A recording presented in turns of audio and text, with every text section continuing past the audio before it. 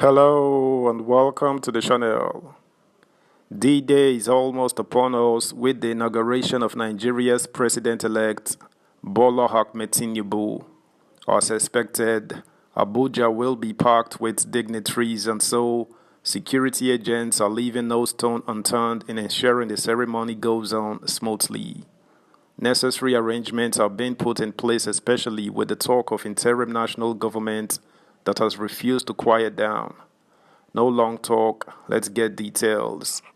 Subscribe, like, share, and comment.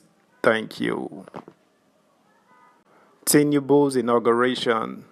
Security agencies raid hotspots. Biden names U.S. delegation. The United States President Joe Biden has announced a delegation that will attend the swearing-in of the former Lagos State Governor Bola Tinubu as the 16th President of Nigeria at the Eagle Square, Abuja on Monday. The White House, in a late Monday statement, disclosed that the 9-member U.S. delegation will be led by the Secretary of the U.S. Department of Housing and Urban Development, Marcia Fudge. The announcement came as the federal government tightened security across the Federal Capital Territory ahead of the inauguration ceremony. Top security sources told our correspondents that security agencies had started raiding hideouts of criminals and thugs who could be used to foment trouble on the inauguration day. Against the backdrop of protest by some Nigerians dissatisfied with the election victory of the former Lagos State Governor, security agencies have deployed plainclothes and intelligence operatives to contain any outbreak of violence on the day of the inauguration. With less than a week to D-Day, law enforcement agencies have been placed on red alert as the heightened security in preparation for the event, which is expected to attract no fewer than 65 heads of states, diplomats, other representatives of foreign governments, and heads of international organizations, as well as prominent Nigerians. The Punch gathered on Tuesday that security agencies, including the elite Presidential Guards Brigade, the police, Department of State Services operatives, and men of the Nigerian Security and Civil Defense Corps, had been given strict orders about their responsibilities in terms of general security and protection of dignitaries. It was gathered that more undercover and intelligence operatives had been dispatched to different parts of the city, including dark and vulnerable spots, to ensure hate-free activities. A security source stated, "We have been carrying out confidence-building and visibility patrols. By Friday, Eagle Square will be shut down because of the influx of people in Abuja. We have been combing and monitoring areas including drinking joints and clubs. We do 24-hour patrols now. We have more men in plain clothes on duty.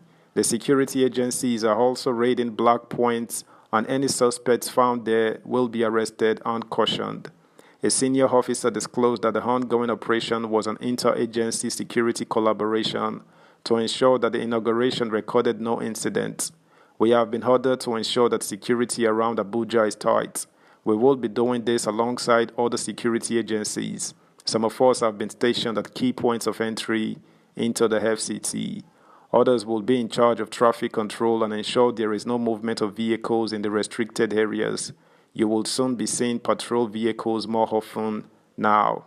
When contacted on the security preparation for the inauguration, the first public relations officer, CSP Olumuyiwa Adejobi, referred to a recent warning by the Inspector General of Police, Osman Baba, against aggrieved political actors and other individuals attempting to scuttle the swearing-in ceremony. The Punch reports that the IG gave the warning on May 15 during a press briefing at the force headquarters, Louis Edet House, Abuja. The warning followed alleged utterances of some political actors and the alleged attempt at inciting the public to protest and cause national tension ahead of the May 29 inauguration ceremony. The IG noted that adequate personnel and equipment had been deployed by the police for the activities leading to the ceremony and also D-Day.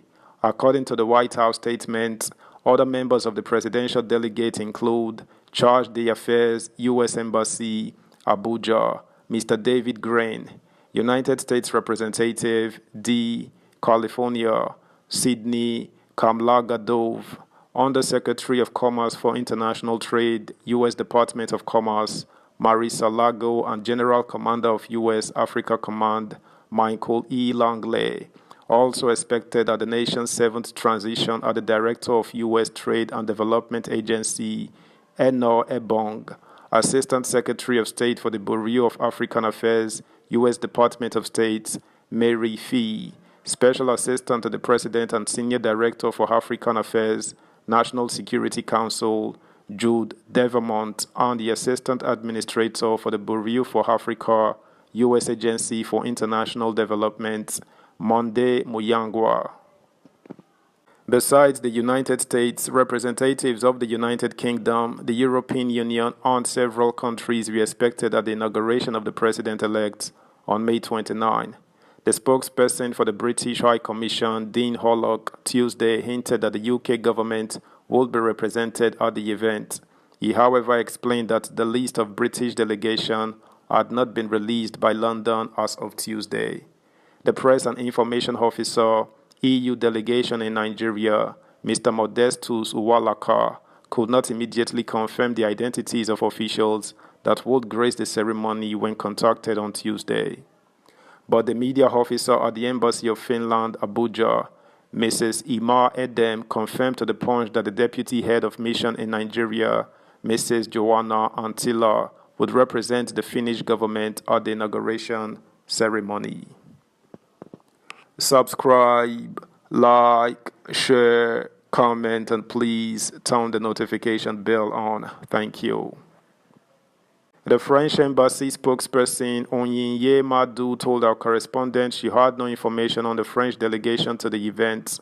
The inauguration programs will begin on Thursday with the investiture of Tinubu, with the Grand Commander of the Order of the Federal Republic and the Vice President-elect Kashim Shettima as the Grand Commander of Order of the Niger.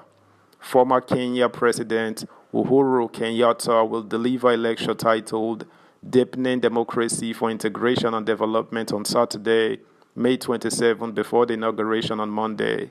According to the Secretary to the Government of the Federation, who doubles as the chairman, the Presidential Transition Council, Boss Mustafa. Other activities include the regimental dinner in honor of the Commander-in-Chief at the Armed Forces Officers' Mess, slated for May 23rd. Valedictory Federal Executive Council meeting at the Council Chambers inside the Presidential Villa on May 24. Public lecture and Jumat prayer at the National Mosque on May 26. Children's Day Parade and Party on May 27. And an interdenominational church service at the National Christian Center on May 28th.